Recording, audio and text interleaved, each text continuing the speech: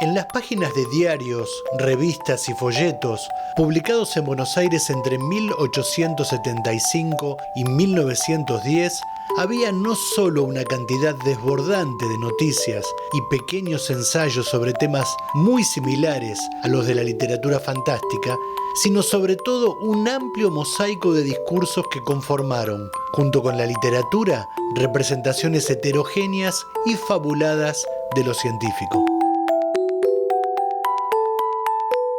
En el espacio de libros de nuestro programa vamos a recibir hoy a Soledad Keriliak. Soledad es doctora en letras, investigadora del CONICET, es docente de la UBA, investigadora del Instituto Rabiniani.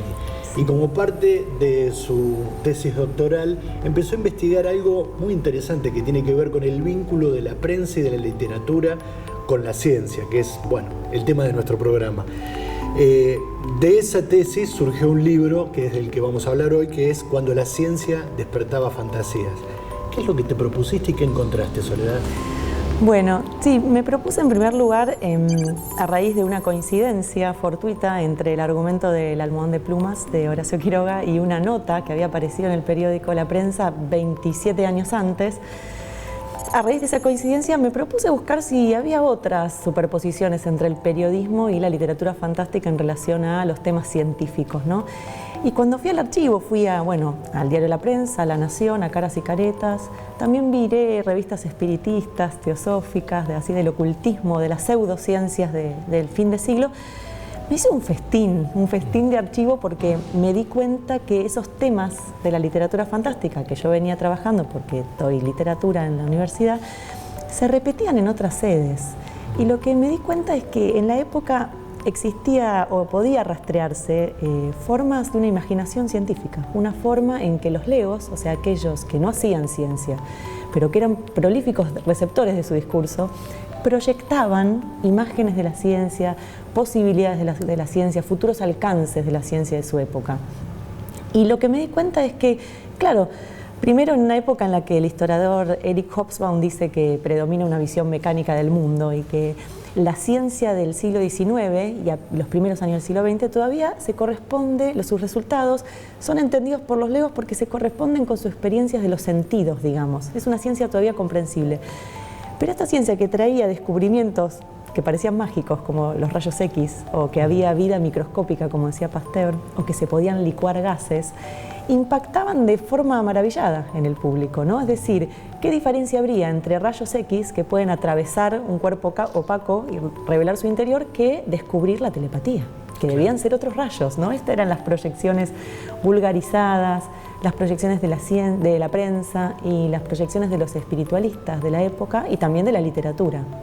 Con lo cual me propuse eso, recrear de qué manera se imaginó lo científico en las esferas no científicas de la sociedad, ¿no? Claro, evidentemente el siglo XIX fue un siglo muy prolífico en materia científica, digamos. Yo leía un poco repasando tu libro y hay un dato que es muy contundente, o sea, lo descubierto por la ciencia, por los investigadores en el siglo XIX equivale a todo lo que en los, ponele 18 siglos anteriores o toda la historia de la humanidad se había investigado y descubierto hasta ese momento. Pero, ¿cuál era la percepción que tenía la gente, el común de la gente, sobre la ciencia? No es lo mismo que vemos ahora. Da la sensación de que estaba más mezclado. Sí, primero que está este nivel de comprensión, ¿no? que hacía referencia, digamos, había textos de Haeckel, por ejemplo, que aparecían en los periódicos, el mismo Crookes escribía en los periódicos, Lombroso, Richet, y esos textos se podían comprender, ¿no? Entonces había un nivel mayor de comprensión.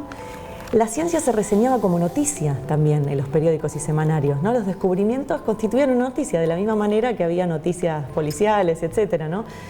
Y después estaba esta zona de superposición con los ocultismos, que es algo que es un fenómeno estricto del periodo entre siglos, que no se va a dar hoy. Hoy el CONICET nunca bancaría un proyecto que estudie la telepatía. Claro. Sabemos que eso ya no constituye un objeto de la ciencia. Sin embargo, en este periodo yo encontré gran cantidad de científicos de renombre, como Alfred Wallace, el coautor de la teoría de la evolución junto con Darwin, llega a las mismas conclusiones en la misma época, que era también espiritista.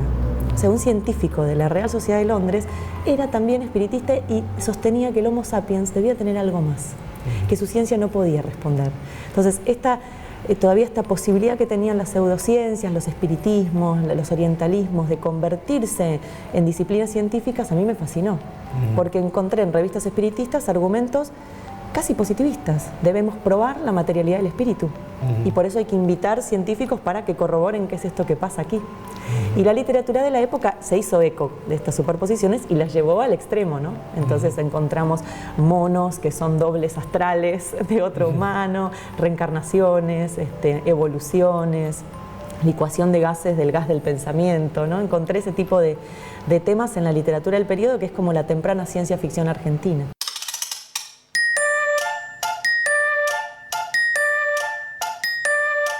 Muchos relatos de Leopoldo Lugones, junto con otros de Atilio Chiappori y de Horacio Quiroga, pueden ser definidos como fantasías científicas. Son relatos que construyen sus casos sobrenaturales en base a una inseparable hibridación de la ciencia con los ocultismos, de lo material con lo espiritual, y que se nutren del heterogéneo, laxo e inestable imaginario de lo científico vulgarizado. Vos hablás en el libro, hablás de Lugones, hablás de Horacio Quiroga. ¿Qué vínculos encontraste? Y la verdad que ahí encontré figuras diferentes, pero que confluían hacia una misma forma, que es la fantasía científica. Encontré a Holmberg, que es un naturalista de la generación del 80, que en sus ratos libres escribía literatura fantástica o temprana ciencia ficción. Él conocía este pasaje de frontera de Wallace o de Crookes o de otros científicos de su época, pero él no cruzó esa frontera, la cruzó en su literatura. Digamos, durante el día ejercía una ciencia positivista y durante la noche escribía estas fantasías en las que un caso policial se resuelve con una medium o un viaje a Marte se concreta a través del espíritu. Después encontré a Lugones, que es un escritor obviamente central en la historia de la literatura argentina, pero lo que me encontré es que Lugones era un teósofo desde muy temprano en su vida. En 1898 ingresa a la Sociedad Teosófica y se apropia de un credo que no abandonará nunca en su vida, aun cuando pase del anarquismo al liberalismo y luego al autoritarismo. Este imaginario teosófico pervive y veo a un escritor que cree que la ciencia es la ciencia con mayúscula, la ciencia esotérica, que absorbe dentro de sí a la ciencia occidental y eso lo sostuvo toda su vida. Después tengo un Quiroga, un autodidacta, un fascinado por los experimentos técnicos, por el laboratorio casero montado en su casa, por la galvanoplastía, que capta muy bien los temas científicos vulgarizados del periódico y los puede transformar en historias truculentas y siempre moldadas a su estética mayor, ¿no? El amor, la locura y la muerte. Claro. Soledad, vos sos doctora en letras, no te voy a pedir una tesis sociológica, pero ¿de qué sociedad nos está hablando esto que vos investigaste? ¿Qué podés extrapolar de esta investigación sobre cómo era esa sociedad argentina de entre siglos? Sí.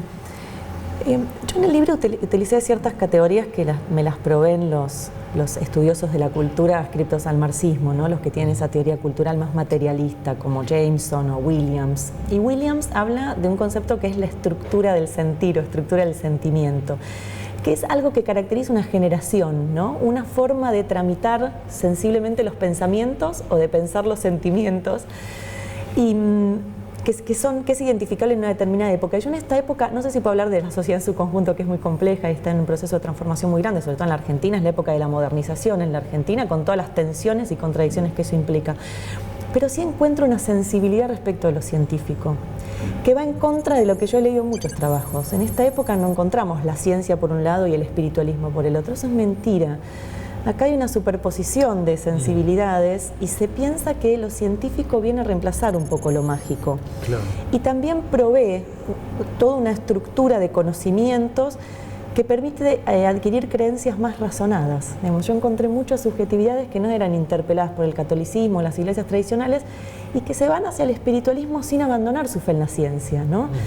Entonces creen esto, que la ciencia ha avanzado tanto que va a avanzar en los terrenos del más allá, va a avanzar en develar qué es el espíritu, qué es la mente, hacia dónde vamos. Es una época en que esta estructura del sentir está caracterizada por una visión maravillada de la ciencia y por una visión muy positiva de la ciencia. No hay reacciones anticientíficas duras, a no ser en ciertos sectores muy identificados. Yo creo que eso es más del siglo XX, ¿no? Con la bomba Hiroshima, con las guerras mundiales, cuando se liberan los experimentos que van en contra de la ética. En esta época, en el ego, ¿se entiende? En la población alfabetizada que consume periódicos y literatura, yo tiendo a ver una representación más bien positiva y fantasiosa, ¿no? Me de la pregunto ciencia. qué estará pasando hoy, ¿no?